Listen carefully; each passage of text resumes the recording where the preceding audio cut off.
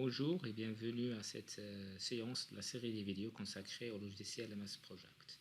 Donc jusqu'à présent, on a planifié nos tâches, on a affecté les ressources aux différentes tâches et maintenant on est prêt à passer à l'exécution et à la réalisation du projet. Donc en parallèle, on doit suivre la progression du projet et mettre à jour la progression du projet.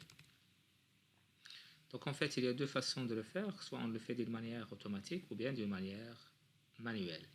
Donc on le fait d'une manière automatique lorsqu'on a un avancement conforme de notre projet. C'est-à-dire tout se passe bien, tout se passe comme prévu, donc je peux faire un avancement conforme. Par exemple, si je prends cette tâche, élaboration des dossiers sponsoring, il doit commencer le 2-4 et doit s'achever le 8-4. Aujourd'hui, on est le 25-4, donc normalement, il doit être achevé à 100%. Donc, si je fais avancement automatique, voilà, j'ai ici une petite barre qui s'affiche à l'intérieur de la tâche et elle occupe la totalité de la tâche. Cela veut dire que cette tâche, elle est à 100% achevée.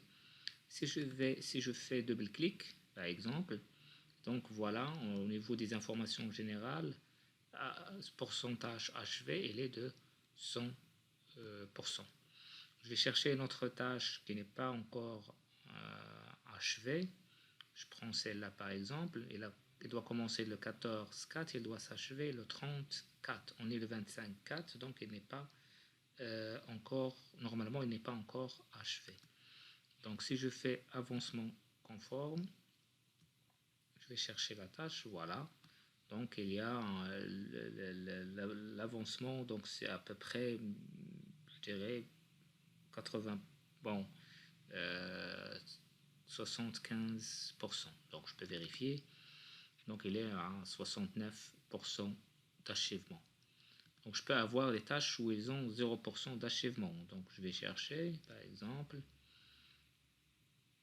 Donc, voilà. Ici, par exemple, j'ai cette tâche. Il doit commencer le 11-5, il doit s'achever le 14-5. Donc normalement, il n'a pas encore démarré. Donc je fais avancement conforme. Si je vérifie, voilà, donc on n'a pas encore commencé l'exécution, donc c'est 0%.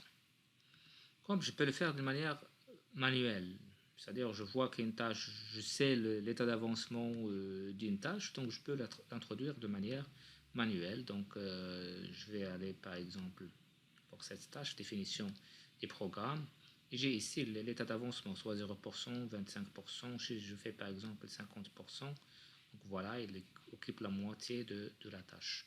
Ou bien je fais double-clic et je mets ici, je peux mettre le taux d'avantage, le taux d'avancement que je constate, par exemple 30%. Voilà, c'est comme ça qu'on fait la mise à jour de la progression des